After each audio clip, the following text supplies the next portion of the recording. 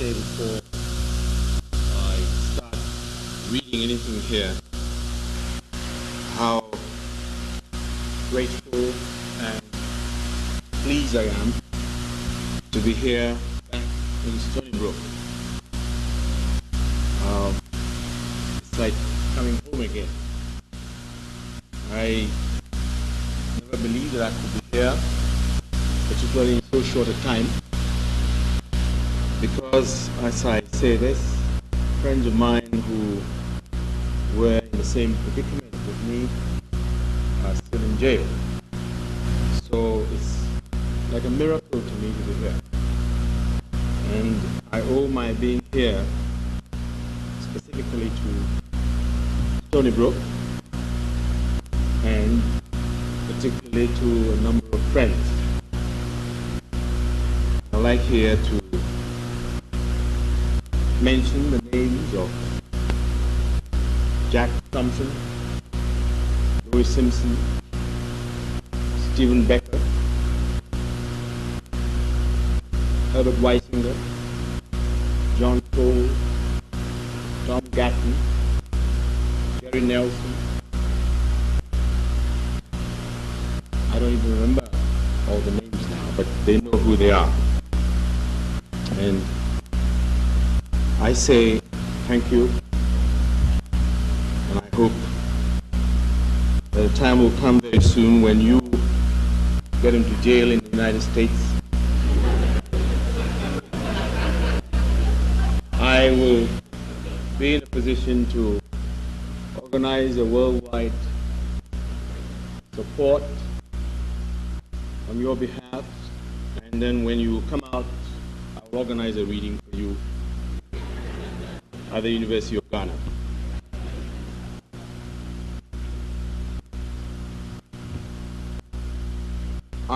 This is the first occasion on which I have been out of Ghana officially.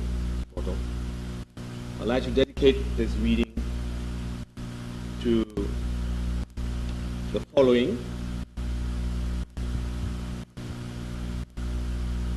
Jack Thompson, Ralph Ellison, Kurt Vonnegut, Stephen Becker, Peter Benson, Diana Trilling, Gene Stafford, Arthur Schlesinger, J.D. Reed, Ezekiel Pashlele, Louis Simpson, Stanley Kunitz, Elizabeth Hardwick, Ian Cott, Dennis Brutus, Patricia Sheehy, Barbara Friedman, Alfred Kazin, Frank McShane, Karen Morell, Joseph Bruchat, Herbert Weisinger, and all my tribesmen at home and abroad. And in remembrance of those still in the house by the sea and elsewhere.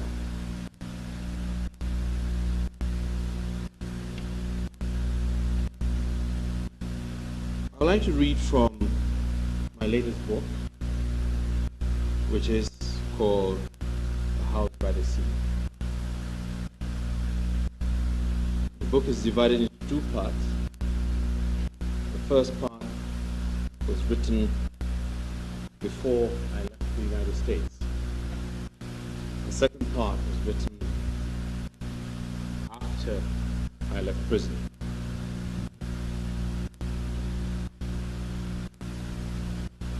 But before I start reading, I'd like to give two short poems in my native tongue. These are in the form of chants, and they will serve as some sort of invocation.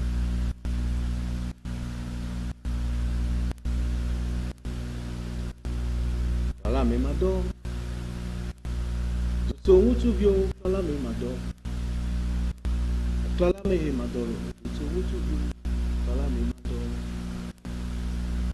fala me mado. So mutu vyo.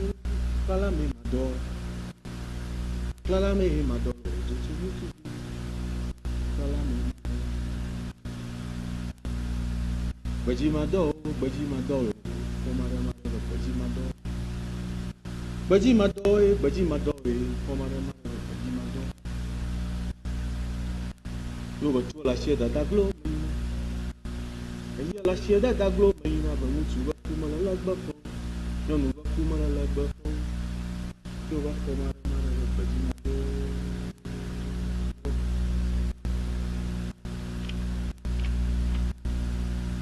I can't translate that.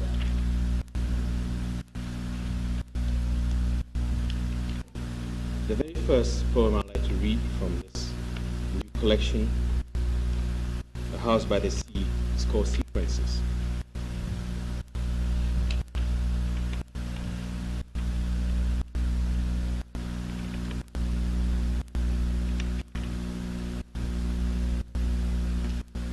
Small canoe on water wrecked. The rower dead. In the reed, rain fell on the water.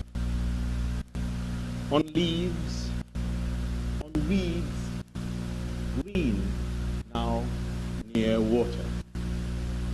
The canoe came to rest in the house near water, without a man who died in the reed. Touch me now where you used to. I confess to cruelty, lying, corruption, fornication, and happiness at times. In the morning, singularly enduring erections, but sincerely at night, by light, in the deep love of my children. Some mornings, the blue jays of Kalamazoo return. And the hymns end in Bremen, on my ancestral land where fate seals my heart in an old jam jar. So there are bands in the fields where death roamed April 1967. I warned those soldiers of death and his treachery. I am steady on my feet. Soon I'll need crutches. Our critics say I don't know the song of this drum. I cannot drum the drum or dance the dance of this drum, this song. Where my song ends, let me start. On the hill near arcs of light, the memory of death. I died once. Of a winter and greed. They saw the faces of my children in the sea, dead Africans, the passageway before abolition among us, my children. Retrievable shell in my sea, at home now, where I once sang of the land, where my children lived like the sea. One gull in flight, pranced with dragonflies on shore, homing from fishing on oceans, in time will arrive. Memorial days with praise of my heart.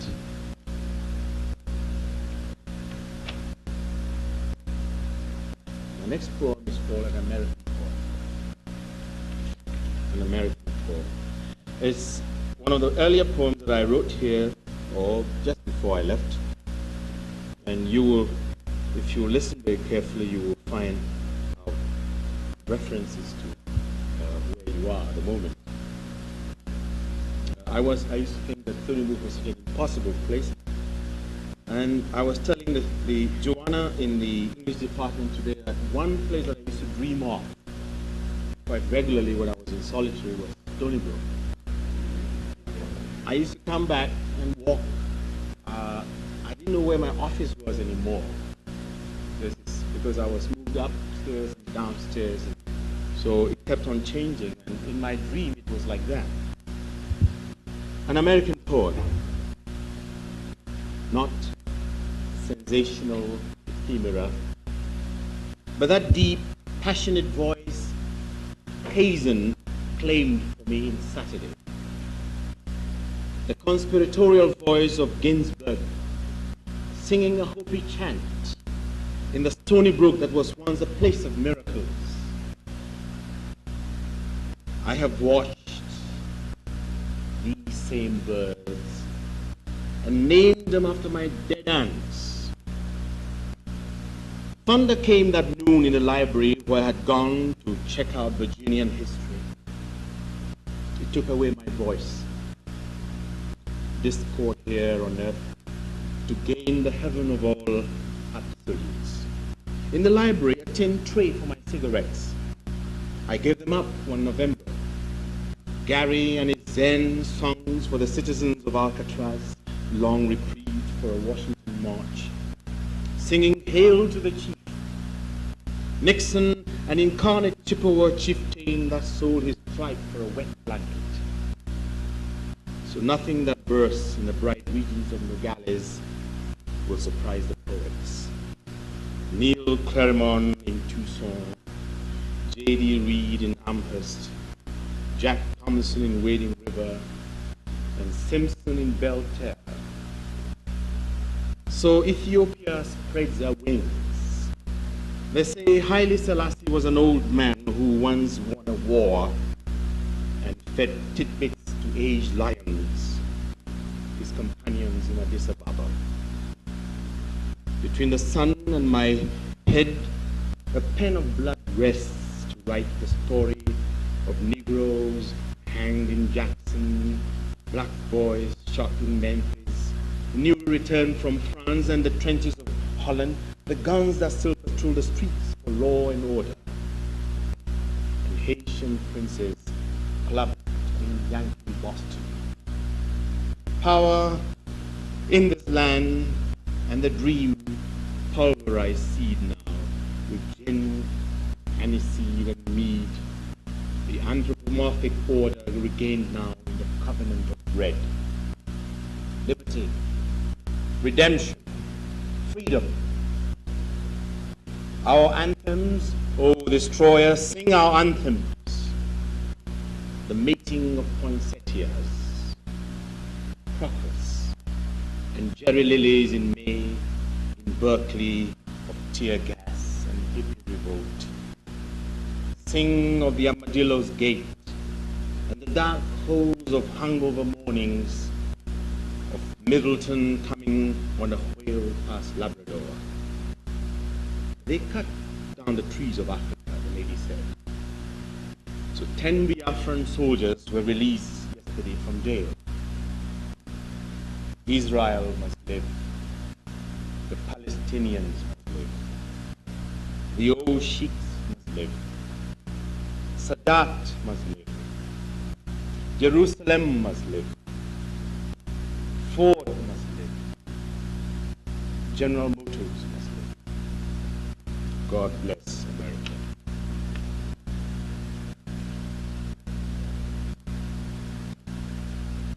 My third poem will be a poem called After the Exile and the Peace. After the Exile and the Peace.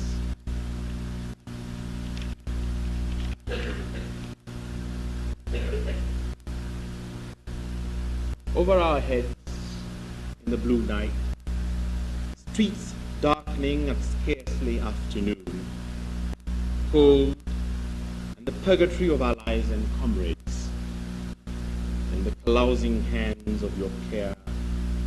Survival and betrayal are one, as we are one. While grace in the memory of our sons and daughters will rule this land.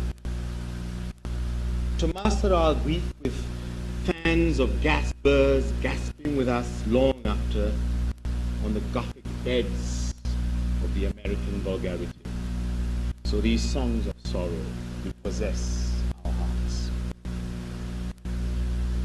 I gave you the 7 sons of Anahuac with the Mexican scents and the leather goods, and the sombreros and the guitars, vomited by the beggars in Nogales. For a quarter they sang blood in the blue night of southern fogs.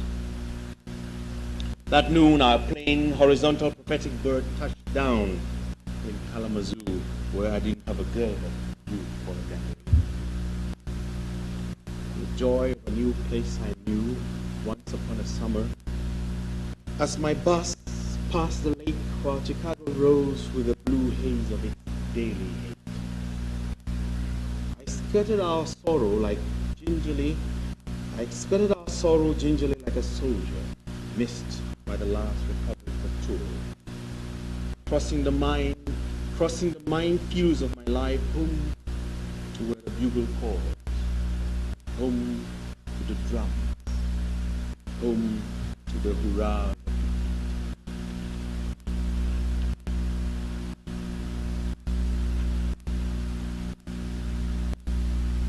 I will now perform a poem which is dedicated to the memory of an old poet in my language who died 3 years ago. I had written this poem when I was here, scarcely knowing that he was going to die. And I wasn't around when he did die. There were a lot of performances and I couldn't take part because I was slightly incapacitated by circumstances that are quite familiar to you. And I want you to listen because this poem is worked out in the nature of the funeral dirge among my people. The lagoon, the mat, the eyes upon the earth, despair that none shall come over the void to stretch even the short rope for you on your journey.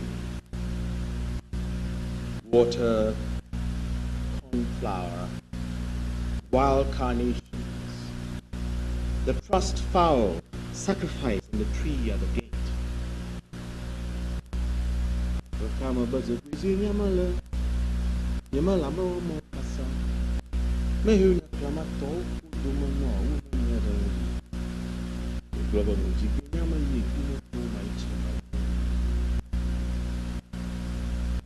The road is jammed with travelers, hawkers on bicycles, bells ringing and gongs, the road broad, streaming.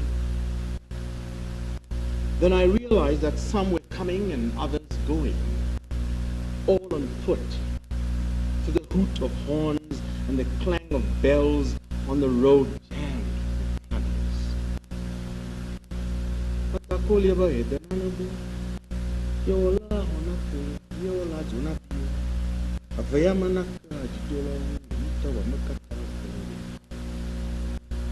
I remember more the promise of youth, reckless as a cultivated beard, sharp pair of trousers, the badly tailored coat.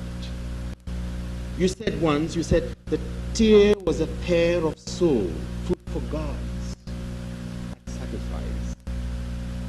Huge now the patter like the music of crumbling walls.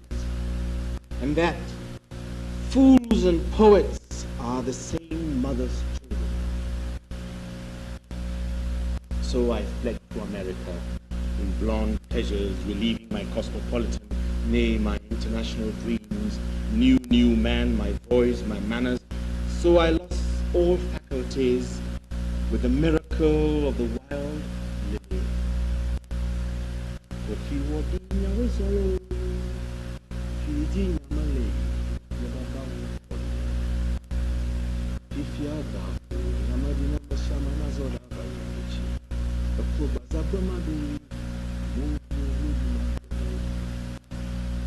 I sailed my own ship to Byzantium to see the youth or elders in the reversal. A young man Hasidic to his skull cap eyed me nervously, mistaking me, I feared, for my beard for a panther. So I marched now with the armies of Caesar on Rome, a companion now of Hannibal, freshly out of Africa, ex-Africa, aliquid semper elephantes. For the Alps, and Europe, that Saltrian negritude area and Dantesque lower region, and my Africa Africa this bullshit concentric circle. For a song, please vomit blood in Cape Town. Please murder me, Foster, and Allende in Santiago. For a dance, please give me Christ Castro's head, since the Baptist died of American bullets in Bolivia. And who said the work of man is done?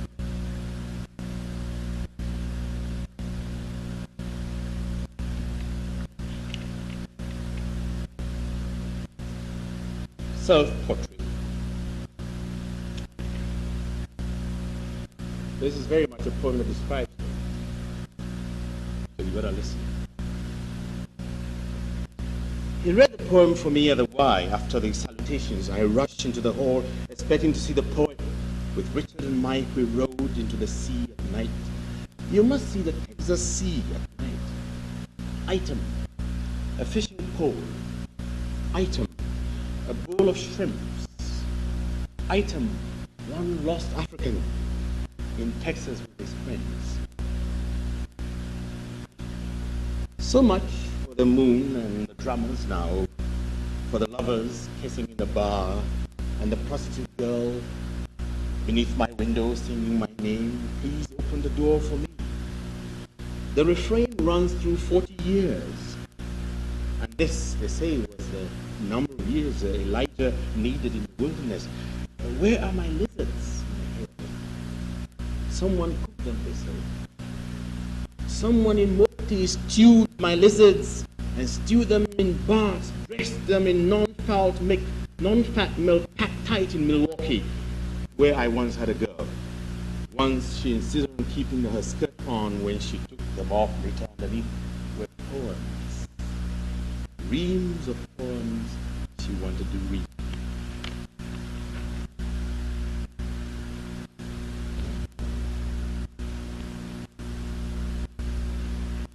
The next batch of poems that I will read were all poems that I wrote when I was in prison.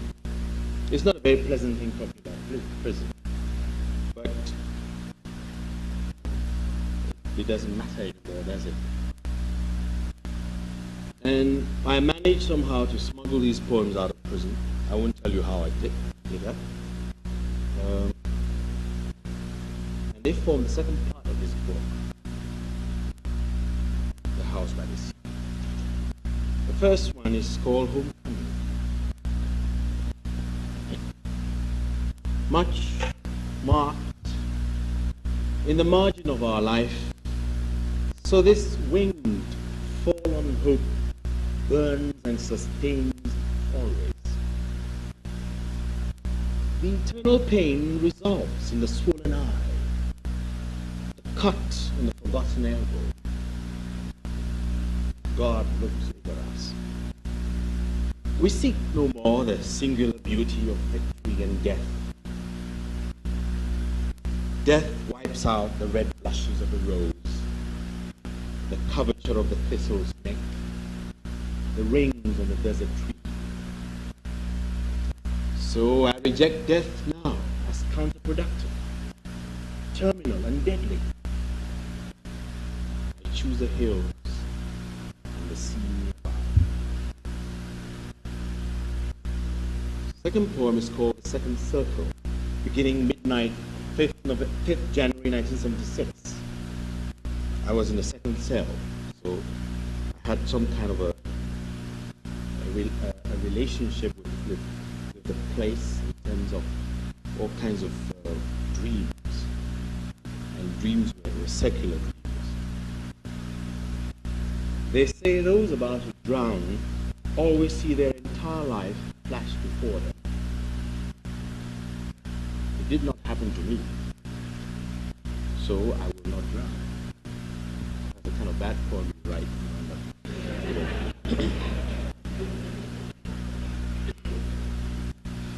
Two,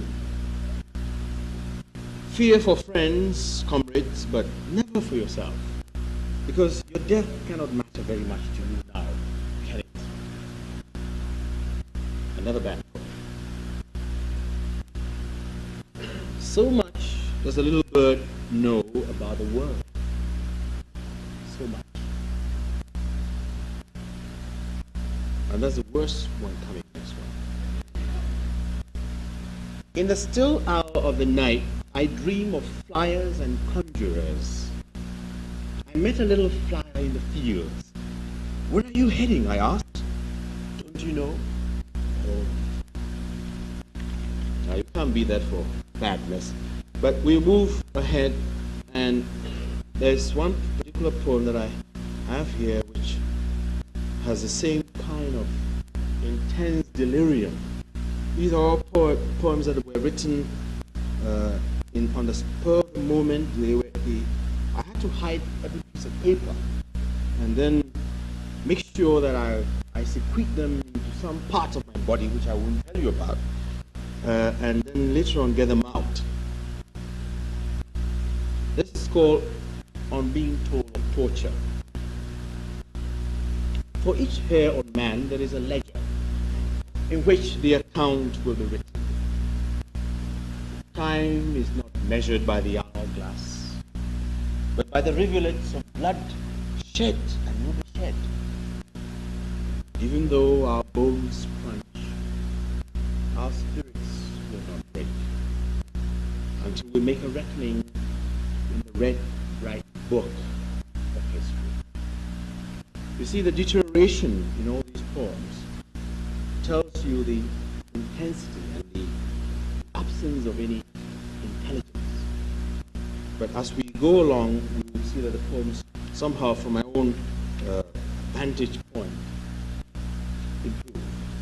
This is a poem I wrote to my daughter, who was going to be 12 on the 6th of January, and I was still in jail, so I sort of said, well, I must write a poem.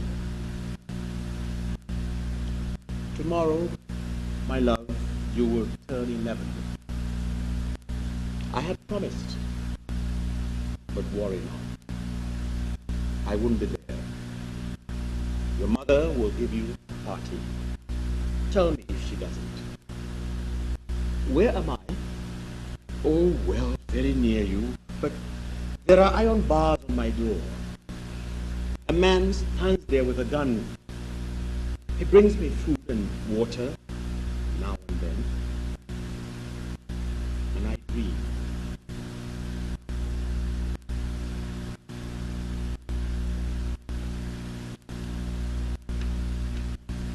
We play around with political ideas in prison, and I suspect that political ideas are things that are continuous, because suddenly, whether you went to jail for stealing chicken or you went to jail for holding up a bank, you began to work out your resentment against society in purely political terms. Those people who say that people who commit crimes and go to jail are not politically motivated have to revise their views. And this particular poem that I'm going to read here is called Revolution. Revolution.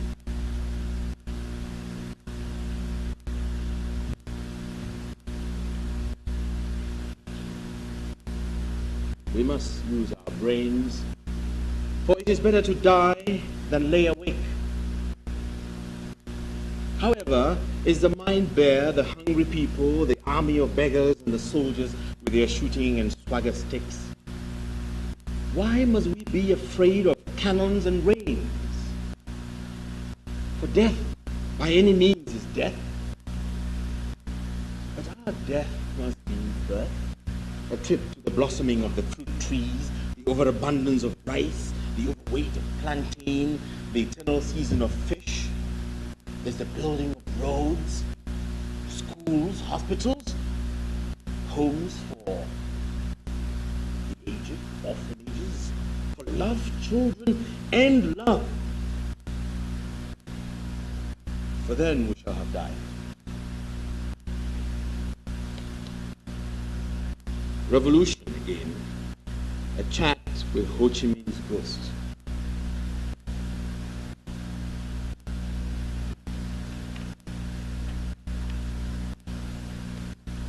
Well, I'm sure we all know who Ho Chi Minh was. And I used to think about all those people who made revolutions, right? And this is me with Ho Chi Minh in my cell. But I think he did come into my cell one night. I saw that nice little beard, thin, long face. And so I said, well, Uncle, I should talk to you. Because you've been through it all. I mean, you did it intentionally. I didn't. I was only guilty of something which was a side issue to the whole process. And he said to me, nothing is more precious than independence and liberty. Me, I said, true, Uncle. But in the aftermath of liberty, nothing can be more precious than a full life, the infinite use of our capacity and the ability to hope and dream and be ourselves. Ho says, correct, my son. That is what liberty means. So I said, and the possibility of being murdered in a dark cell? Ho said, well, my son, that is what liberty, infinite liberty means. And he went away after that chat.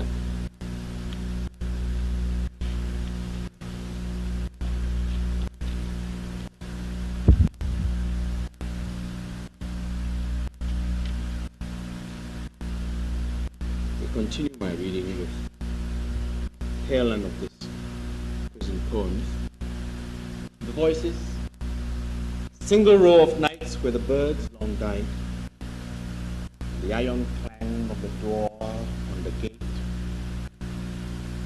What dreams are possible here?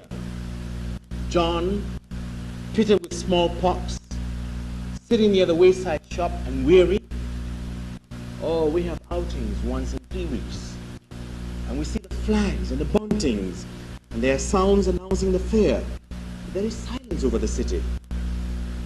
We wind our way through the sleepwalkers. My keepers are chatting gaily of power and politics and power for governments, national language, trials and reprieves. At the end of it, they gave me an egg and 2 pieces of white bread, which I broke. It is exactly 1 month ago.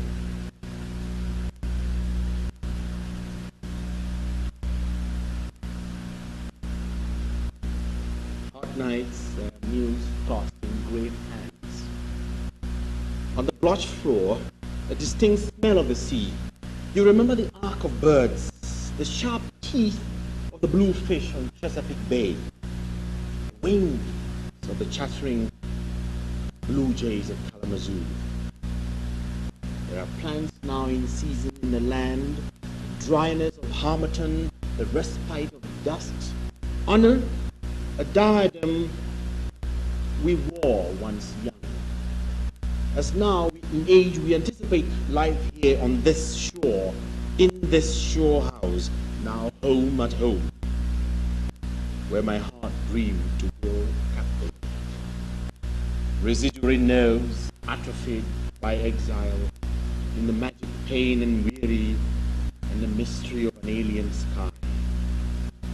The birds will fly back soon, and I will dream of Stony Brook.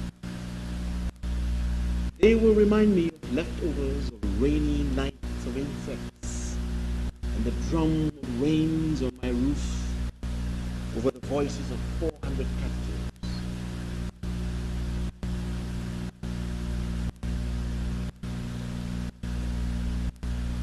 Much here, the tinker said, and the cobbler slept. For the best sleep, visit a jail. This is the place, the citadel of premeditated madness. There are futile gestures of defiance, boots applied to earthbound heads, and blood on the pavement near the communal kitchen, so close to the open-air latrines. All of these represent the ivy's bend, its pointed needle. I saw a crest on the latrine wall, and we were told to use water, as no tissues have been delivered from headquarters. The crow was agitated. It had a limp. It hopped on the roof. Beneath him there were tattered blinds, blowing in the little wind. It took off briefly and looked at us and fled. Then there were 4 swallows dancing in the bluest jail sky you've ever seen. They were dancing in drifts, swift arcs, now dark dots against my ache, and they vanished over the distant wall. My heart, once mutinous, under the weight of hurt, seeks a place, any place. Beneath a dripping tree, on a windswept beach, on a bright April sky, a place, any place. My tree will blossom on that beach of an April sky, to crumble against this waving wall.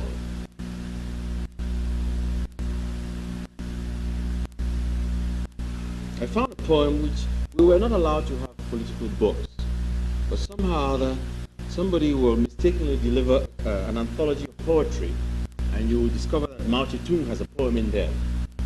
And so you say, wow, that's a political poem, and you write it down. You keep it in your mind and remember it. This is a found poem from Mao, 1934. In the east, the day breaks. Do not say that we have started too early, for we shall cross many hills yet before we grow old. Here, the land is surpassing in beauty. Our prison was an old slave fort, which was built by the Dutch in the 18th century, 18th century. And it was used to send the slaves out into the New World. And it was quite beautiful irony that some of us whose ancestors helped the European traders to deal in the slave trade had to find ourselves in the slave fort 300-400 years thereafter.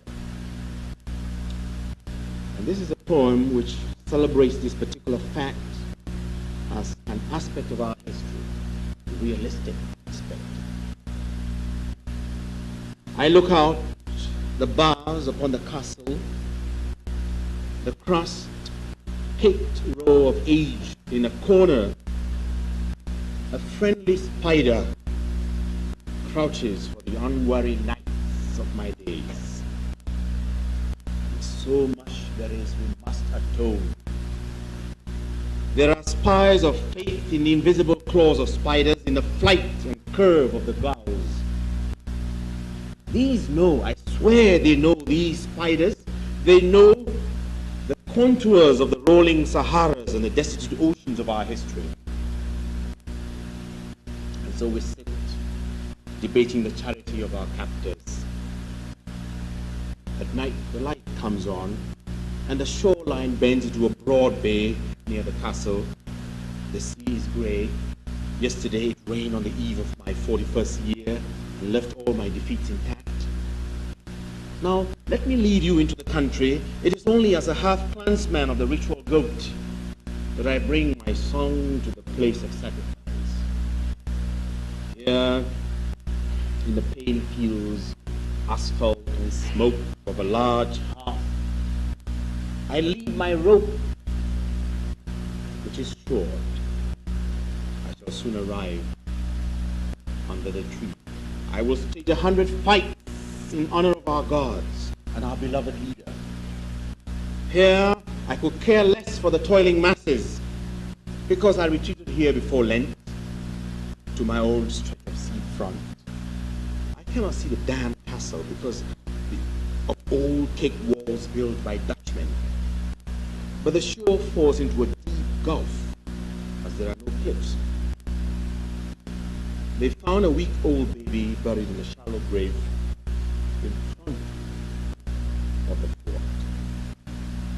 I want my grave to be deeper.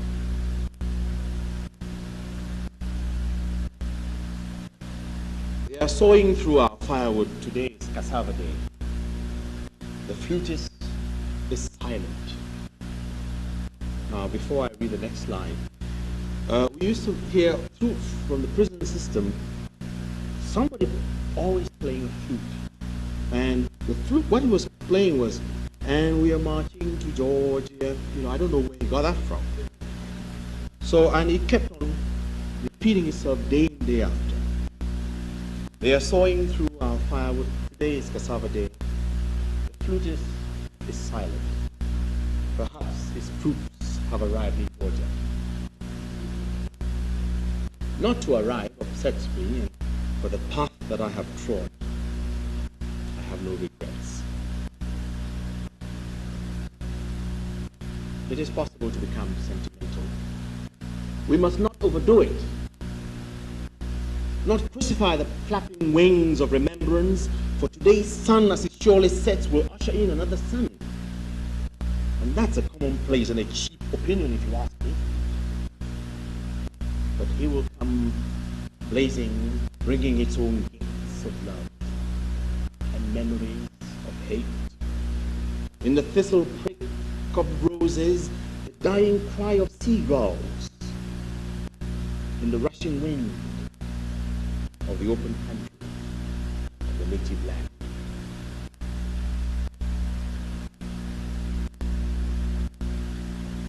Now I'd like to read my very last set of poems.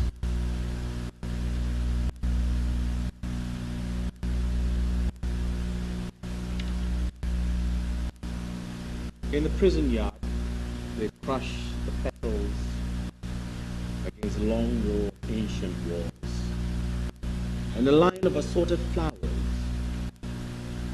But there is stillness here which is crammed full of bits of history, executioners, heroes, condemned men. On such a day, who would dare think of dying? So much does freedom mean that we swear we'll postpone dying until the morning after. Solitary moon, a host of swallows, a blazing jet trail against a pale blue sky. Very soon, it will be lock-up time. What does he mean by moral solitude? Perhaps a singular effort to withdraw into a world where you can seek communication with your inner self, to make contact with a form you once dreamt you had reached, to shatter, as it were, the whole grid of a past sensibility for the reconstruction of a new ego based on what? They say a new insight and a faith regained. Perhaps.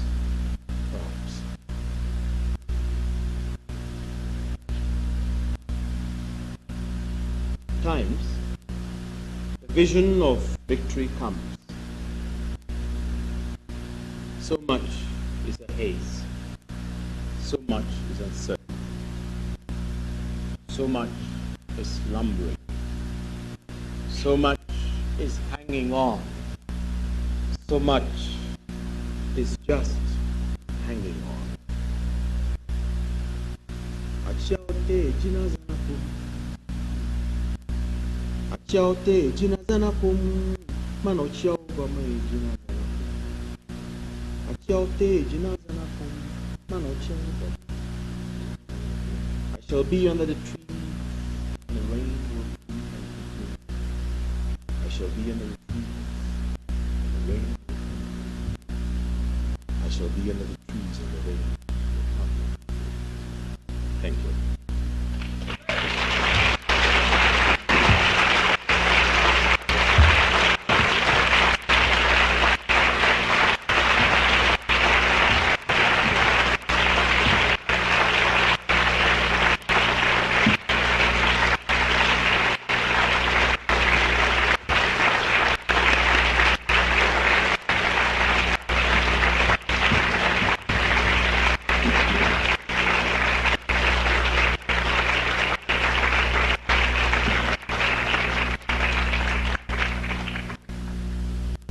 What do I do? Thank you very much.